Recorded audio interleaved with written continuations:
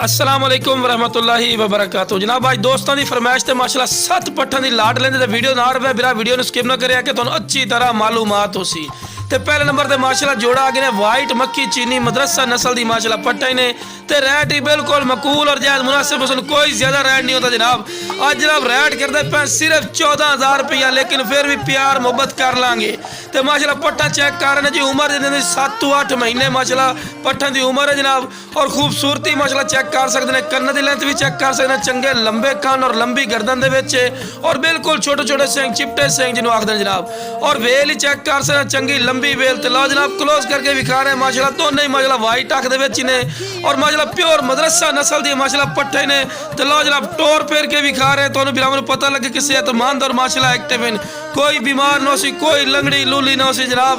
और रेट ही बिल्कुल मकूल है जनाब। अगर किसी और फार्म तो पूछो या मंडी दे विच ये जी पट्ठा 20,000 तो घट देंदे ने जनाब, लेकिन साडा बिल्कुल मकूल रेट। लो जनाब दूसरे नंबर ते माशाल्लाह जोड़ा आ गए ने माशाल्लाह लाल मक्खी चीनी और नाल ही वाइट मक्खी चीनी माशाल्लाह खूबसूरती रखते हैं और माशाल्लाह बिल्कुल खूबसूरत और माशाल्लाह हर पॉइंट लो ए प्लस इनते चारा खावन दी माशाल्लाह शहजादियां चारा देखो किस तरह खा रही है माशाल्लाह। ते रेट ही बिल्कुल मकूल और जायज़ मुनासिब है बिरा। ये जनाब दूसरे नंबर ते माशाल्लाह जोड़ा आ गया। लो जनाब ये भी तुहानू टोर फेर के विखावांगे बिरा मैनू पता लगे। ते पहले तुहानू क्लोज करके चेक करवाने जनाब। लो जनाब चेक कर सकते हैं। लो जनाब माशाल्लाह फेस ब्यूटी भी चेक करो और छोटे छोटे सिंग, वड्डे कोई सिंग नहीं जनाब और बिल्कुल चिपटे सिंग और खूबसूरत माशाल्लाह भी वाइट गदरी अख दे विच एक जनाब वाइट अख दे विच एक गदरी अख। तो लो जनाब ये भी टोर फेर के विखा रहे हैं। तो उम्र जनाब इन्हां दी कितनी है जनाब?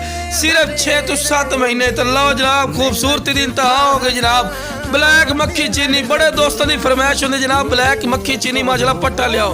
तो आज जनाब ब्लैक मक्खी चीनी लेंदी जनाब जी पट चेक कर रहे हैं। ये 8 महीना की है जी नाल खड़ी हो जनाब 6 to 7 महीना की और डबल हड्डी माशाल्लाह एक्टिव पैर बनने फिर ही वेखो माशाल्लाह छलांगा मार रही है माशाल्लाह पट्टा। तो रेट ही बिल्कुल मकूल और जायज़ मुनासिब है जनाब।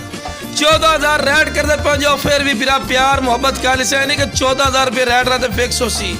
तो चीज़ा थोड़ी अखर के सामने बंदा जितनी तरीफा करे फायदा कोई नहीं। तो लो जनाब ये भी तुहानू क्लोज करके विखेने बिरा कि तुहानू पता लगे कि माशाल्लाह दोनों खूबसूरत और माशाल्लाह एक्टिव चीज़ करने की लेंथ भी चेक कर सकते हैं, चंगे लंबे कान और डबल हड्डी दे विच और चंगी वेल दो वेखो बिल्कुल तीर वाली कर सीधी बिरा। और शौक ही वेखो बिल्कुल मुनासिब रेट का थोड़ा शौक हो रही है बिरा, कोई महंगा शौक नहीं। इंशाल्लाह इन्होंने पाल ले सो इंशाल्लाह अच्छी माशाल्लाह हाइट कद वाली माशाल्लाह बकरी बरसन। तो लो जनाब आखिरी नंबर ते आ गई ने वाइट मक्खी चीनी माशाल्लाह खूबसूरत और माशाल्लाह एक्टिव चीज़ ने। अगर एक दो लैसी ओदा रेट ले दो हमने बिरा वाजे गल कर देवे, लेकिन जेड़ा बिरा लाट पूरी लैसी वो बिल्कुल मुनासिब रेट ते सी।